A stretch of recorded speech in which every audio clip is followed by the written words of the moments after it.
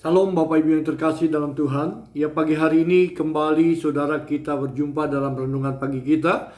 Cepat saja saudara, dalam Kolose yang pertama ayat 9-10 berkata begini. Sebab itu sejak waktu kami mendengarnya, kami tidak berhenti-henti berdoa untuk kamu. Kami meminta supaya kamu menerima segala hikmat dan pengertian yang benar untuk mengetahui kehendak Tuhan dengan sempurna, sehingga kamu hidup layak di hadapannya serta berkenan kepadanya dalam segala hal, dan kamu memberi buah dalam segala pekerjaan yang baik dan tumbuh dalam pengetahuan yang benar tentang Allah. Ya, Bapak Ibu yang terkasih dalam Tuhan, Rasul Paulus saudara menuliskan hal ini untuk jemaatnya yang ada di Kolose. Dia begitu bangga melihat pertumbuhan rohani yang ada di jemaat yang ada di Kolose, saudara. Dia melihat sesuatu yang sangat luar biasa, karena itu dia begitu luar biasanya hatinya. Sehingga saudara, yang menarik di sini adalah ketika dia menyampaikan satu ayat Kolose 3 ayat 10 dikatakan, sehingga hidupmu layak di hadapannya serta berkenan. Ini yang pertama. Dia menginginkan kepada jemaatnya untuk hidupnya itu tetap di hadapan Allah layak dan berkenan. Yang kedua, kepadanya dalam segala hal kamu memberi buah dalam segala pekerjaan yang baik. Yang kedua, dia punya kerinduan supaya jemaatnya itu berbuah dan buahnya itu baik.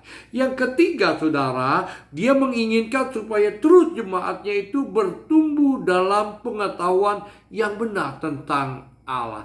3 hal ini saudara buat saya menarik untuk kita renungkan 4-5 menit ke depan, saudara.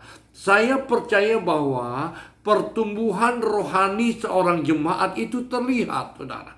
Pertumbuhan seorang pengerja itu terlihat, saudara. Dari apa? Dari 3 hal ini, saudara. Ya kan, dimana dia akan menghasilkan buah, dan buahnya itu jelas orang bisa melihat. Namun sebelum itu, yang pertama ya kita katakan di sini, saudara, dia berkatakan supaya sehingga hidupmu layak di hadapannya serta berkenan, saudara. Jadilah jemaat Tuhan yang terlalu layak di hadapannya Tuhan, saudara. Dan bukan hanya layak, tapi berkenan, saudara. Kalau kita baca, saudara, di dalam Roma yang ke-12 ayat 1 yang kedua, ini cara untuk kita terus berkenan di hadapan Tuhan. Ya, supaya hidup kita layak di hadapan Tuhan. Janganlah kamu menjadi serupa dengan dunia ini, tetapi berubahlah oleh pembaruan budimu, sehingga kamu dapat membedakan mana yang baik, yang buruk, ya. Sehingga dia berkenan, saudara, kepada kita. Jadi untuk kita layak di hadapan Tuhan, saudara, menjadi orang yang layak di hadapan Tuhan, jangan menjadi seperti dunia ini. Yang kedua, saudara, ketika dia berbicara supaya kita memberikan buah dalam pekerjaan yang baik. Tuhan ingin jemaat Tuhan supaya kita melihat sesuatu yang hidup kita, sesuatu yang dahsyat, saudara. Biarlah, saudara, kita terus berbuah, saudara. Alkitab katakan, saudara, tinggal di dalam Tuhan, kita di dalam dia di dalam kita, supaya kita dapat berbuah banyak, saudara. Di dalam Yohanes yang ke-15 itu, saudara. Saya ingin supaya kita berbuah, dan buah kita bukan asam pahit, saudara, tetapi buah kita manis, saudara, dan bisa dinikmati oleh orang-orang di sekitar kita. Haleluya. Nah, yang ketiga, saudara, dia katakan dan bertumbuh dalam pengetahuan yang benar tentang Allah. Nah, ini penting, saudara. Bertumbuh dalam pengetahuan tentang Allah yang benar, saudara. Saya rindu, saudara, jemaat Gereja Bethel Prima Harapan Regency bertumbuh, saudara, dalam pengenalan tentang Allah yang benar, saudara. Ya, hari-hari ini banyak, saudara, pengajaran-pengajaran yang mulai menyimpang. Ya, manggil Allah nggak boleh Allah, manggil Yesus nggak boleh Yesus, pakai Yahweh katanya, Adonai, Elohim, begitu, saudara.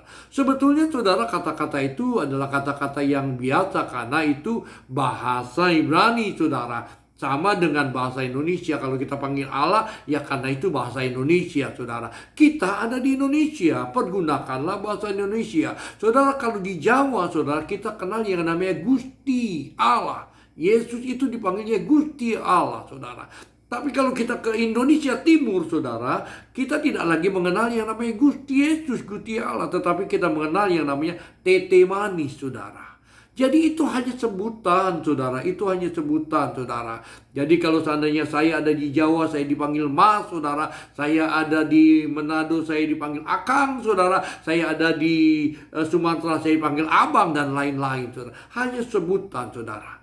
Bahasa saja. Oleh karena itu, saudara, biarlah kita sungguh-sungguh mau mengetahui, saudara, tentang Allah itu dalam pengetahuan yang benar. Jangan mau diombang-ambing dengan pengajaran-pengajaran yang hari ini akhirnya membuat kita pusing dan kita jauh dari Tuhan. Saya berdoa melalui renungan singkat ini, saudara, Jemaat Gereja Bethel Indonesia bertumbuh dalam pengetahuan yang benar tentang Allah.